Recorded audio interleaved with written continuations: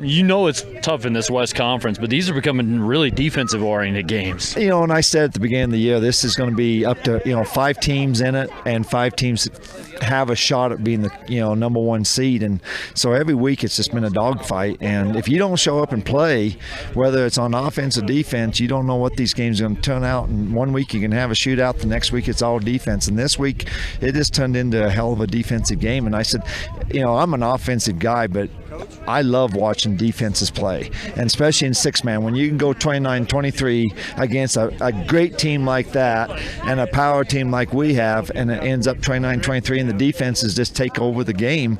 You got to love that as a football fan. It doesn't get any easier. I mean, we got first in 2 weeks. We got to go to the tournament next week. That you never know what happens there, but we got to go to first and then just keep the momentum going, because it does not matter what seed you are this year in the West. Get out of that first round against the East team, and then there's going to be one hell of a game in the semifinals, whichever way it plays out.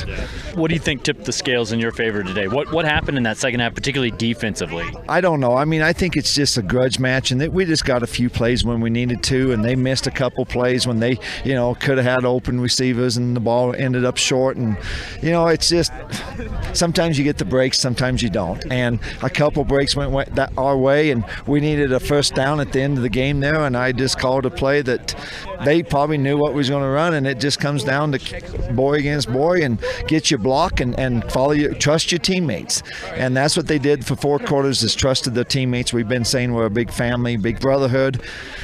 Just trust each other and just play your hearts out for each other. And that was a grudge match. I mean, Zeb and Meeteetse, that's a hell of a team, and pretty good chance we'll see them down the road someplace. Was there anything you adjusted at halftime defensively? I mean, you guys are kind of going back and forth, and then you got the one score from Xander, and that ended up being the difference in the second half. Not really. We just kind of changed a couple schemes, and really it just came down to players making plays. And there's a fine line in a game like this, just between a win and a loss. And you can go back and watch film, and there'll be 20 things you see that could have tipped the scale either way. And fortunate, we just, when we needed to, we got one big run at the end to get a first down, and we had a hell of a defensive stop.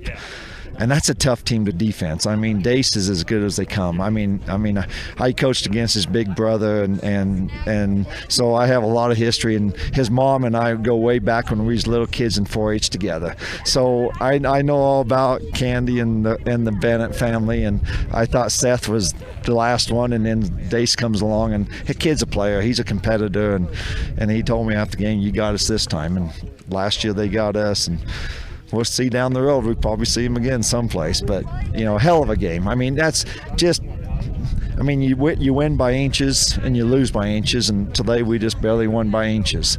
But we got a lot of work to do. I mean, that was an eye-opening for us, that we got a lot of work to do.